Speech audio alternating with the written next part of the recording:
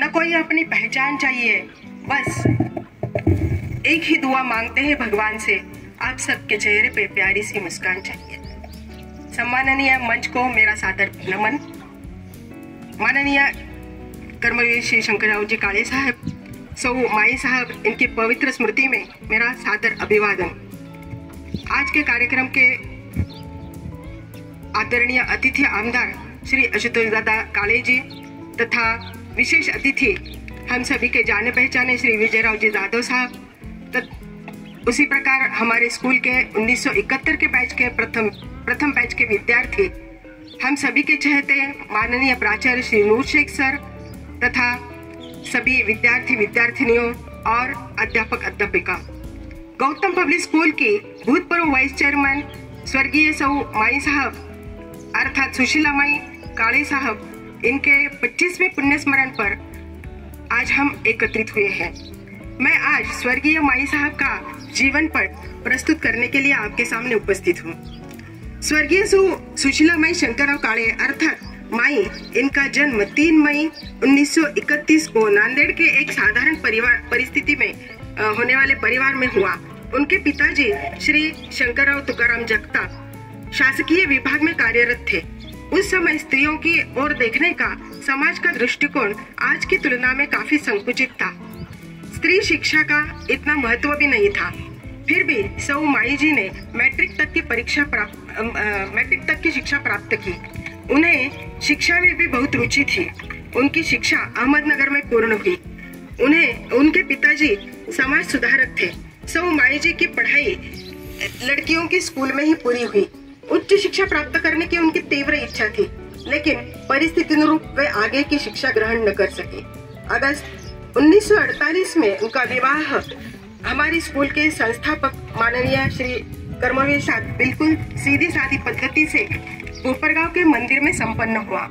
जीवन के इसी मोड़ पर आपके कर्तव्यों की सीमाएं विस्तृत होती गई। अगस्त महीना आपके जीवन में बड़ा ही महत्वपूर्ण रहा है। इसी महीने में आपका विवाह और तथा पुत्र तथा कन्या रत्नों की प्राप्ति भी हुई है। इसी महीने में उनके सुपुत्र भूतपूर्व एमएलए तथा कोसाका के भूतपूर्व चेयरमैन श्री अशोकराव जी काळे साहब तथा अमेरिका में स्थित आपकी कन्या सौ स्नेहलता तई शिंदे, इनके चरित्र निर्माण में कैलाशवासी सौ माई साहब का महत्वपूर्ण स्थान रहा है। वे बहुत अनुशासन प्रिय थी। अपने जीवन में उन्होंने अनेक महत्वपूर्ण जिम्मेदारियां निभाई। अपनी स्वर्गीय सौ सुशीला माई जी का है। अपने सुशील व्यवहार से उन्होंने जनमानस को एकत्रित किया, बोधन की वृद्धि की, खेती का विकास किया। वे हमेशा समाज के साथ मिलजुल कर रही। विवाह सभाएं आदि जैसे सामाजिक कार्यक्रमों में वे हमेशा उपस्थित रहा करती थी। गरीब भोले भाले अनपढ़ लोगों के लिए वे हमेशा उदारता से मदद करती थी। उनके प्रश्न हल करने का वह प्रयास करती थी। उन्होंने कभी अमीर गरीब या अपना पराया इस प्रकार का भेदभाव नहीं किया। आदरणीय माई सचमुच अपने परिवार के लिए ही नहीं, समाज के लिए भी माँ के समान थी। उनके विचार बड़े उदार और ऊंचे थे। दूसरों के दुख दूर करने के लिए उनकी वृत्ति होती थी। उनके प्रेम तथा ममता की छाप पूरे कोपरगांव तहसील को मिलती रही। शिक्षा के माध्यम से स्त्रियां तथा परिवार की प्रगति करने के लिए उन्होंने अथक प्रयास किए। स्वावलंबी लड़कियां तथा स्त्रियां बनाने का महान व्रत उन्होंने लिया। चार मानवतावादी थे।